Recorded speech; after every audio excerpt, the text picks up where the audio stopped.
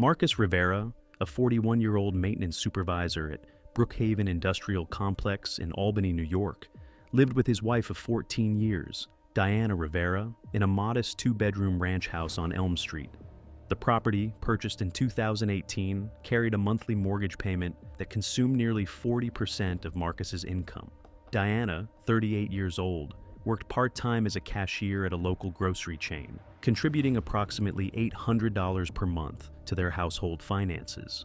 Their marriage had endured significant financial strain over the previous 3 years. Credit card balances exceeded $22,000 across 4 different accounts. Their 2019 Honda Civic had been repossessed 6 months earlier after they fell behind on payments. Medical bills from Diana's emergency appendectomy in 2022 remained largely unpaid, totaling just over $15,000. Marcus frequently expressed frustration about their circumstances to co-workers, describing the feeling of working constantly without making progress.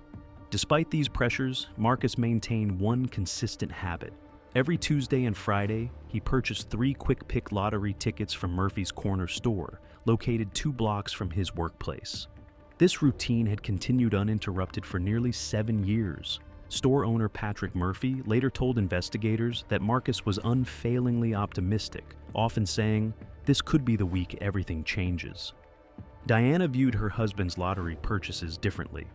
According to statements from her sister, Rebecca Chen, Diana considered the weekly ticket purchases a waste of money they could not afford. Rebecca recalled multiple conversations in which Diana expressed resentment about Marcus spending nearly $300 annually on tickets while they struggled to cover basic expenses. Before we dive deeper, let us know in the comments where you're watching from. We'd love to hear from you. And don't forget to hit that subscribe button so you never miss any of our upcoming videos. Unknown to Marcus, Diana had been engaged in an extramarital relationship since October 2023. The relationship involved Kevin Walsh, a 34-year-old divorced construction worker employed by Hudson Valley Contractors. Walsh lived in a rented studio apartment in Troy, approximately 15 miles from the Rivera residence. Co-workers described Walsh as charming but financially unreliable, often borrowing money for rent, and frequently discussing plans to leave New York for warmer climates. Diana and Walsh met through a dating application that Diana had downloaded using a pseudonym. According to digital evidence later recovered by investigators, their initial conversations focused on mutual dissatisfaction with their current circumstances. Walsh repeatedly expressed his desire to relocate to Florida or Arizona, claiming he could find better-paying work in growing construction markets.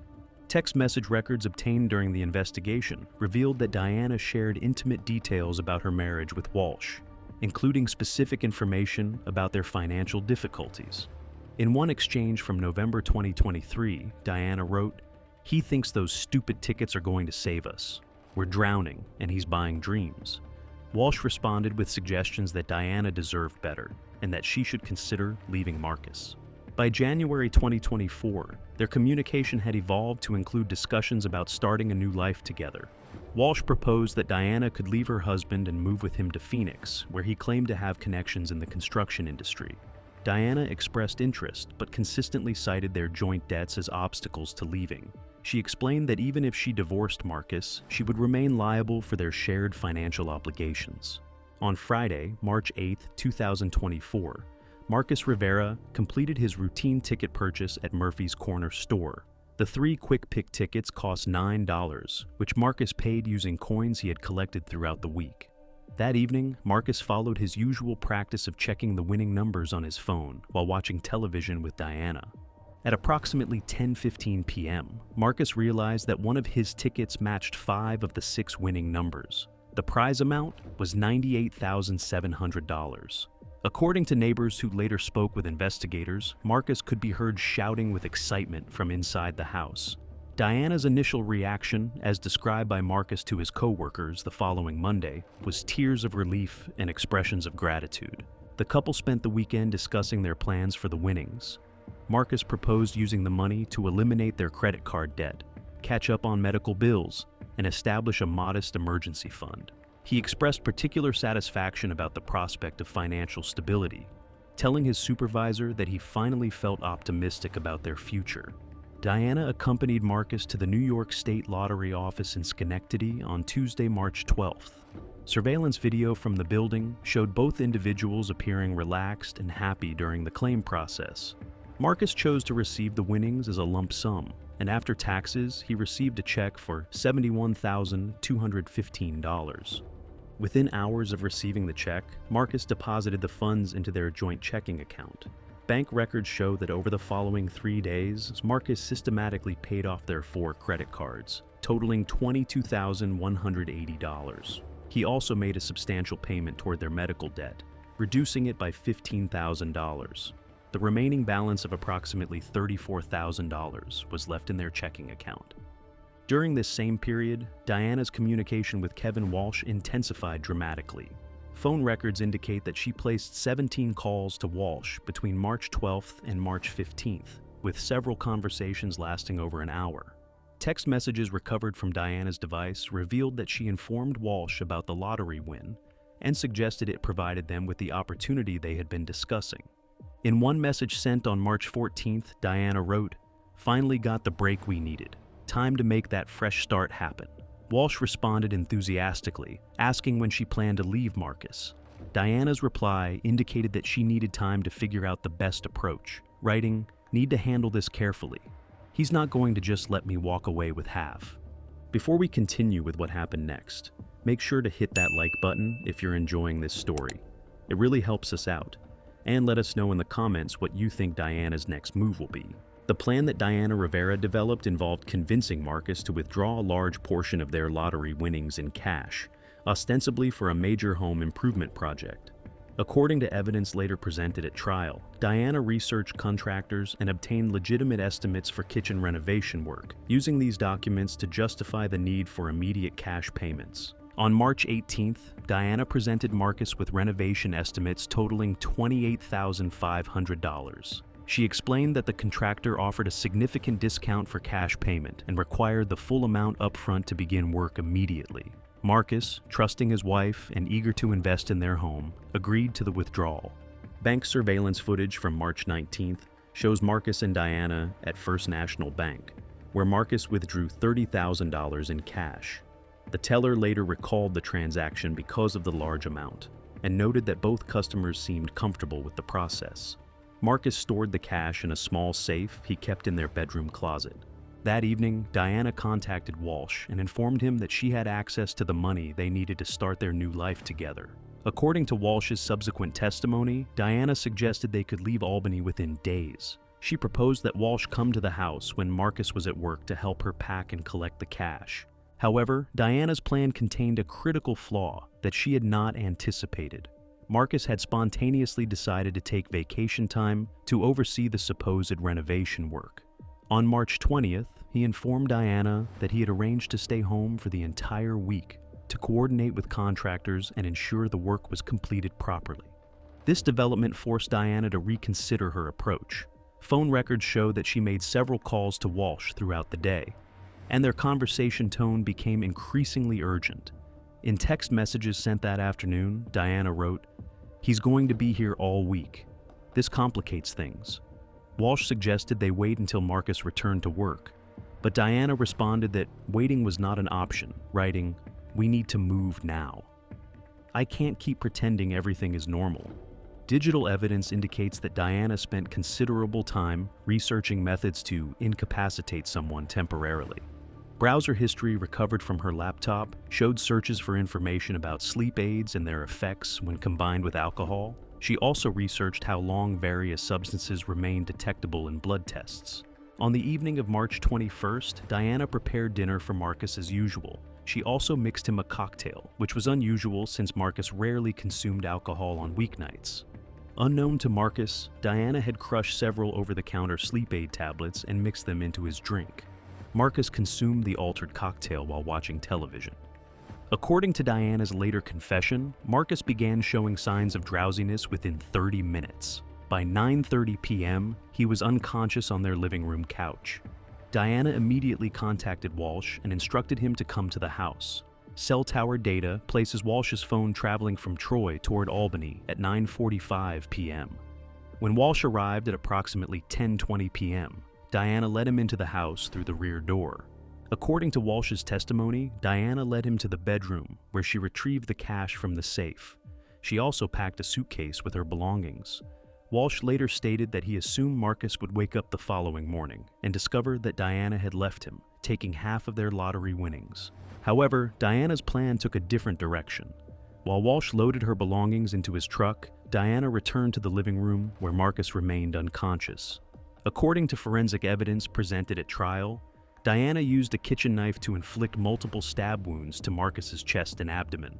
The medical examiner later testified that Marcus sustained 7 separate wounds, 3 of which were fatal. The combination of sedatives in his system and the severity of his injuries meant that Marcus never regained consciousness. Time of death was estimated between 10:45 and 11:15 p.m. Diana rejoined Walsh at his truck and informed him that they needed to leave immediately. According to his testimony, Walsh was unaware that Diana had harmed Marcus and believed they were simply leaving together as planned. They drove to Walsh's apartment in Troy, where Diana spent the night. The following morning, March 22nd, Diana contacted her workplace and reported that she would not be coming in due to a family emergency. She also sent a text message to her sister Rebecca, claiming that Marcus had become violent and that she had left him for her own safety. This message was later determined to be an attempt to establish a false narrative about their marriage. Marcus Rivera's body was discovered on March 23rd, when his supervisor at Brookhaven Industrial Complex became concerned about his unexcused absence. After failing to reach Marcus by phone, the supervisor contacted local police and requested a welfare check. Officers from the Albany Police Department responded to the Rivera residence at approximately 2:30 p.m. After receiving no response to their knocks, officers observed that the rear door was slightly ajar. Upon entering, they discovered Marcus's body in the living room. The scene immediately appeared suspicious to responding officers. Marcus was fully clothed and positioned on the couch, but bloodstains were visible on his shirt and the surrounding furniture.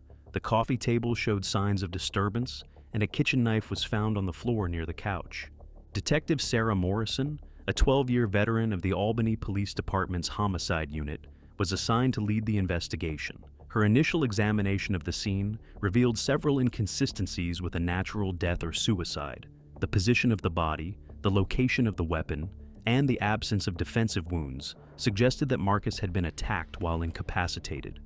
Investigators immediately began searching for Diana Rivera.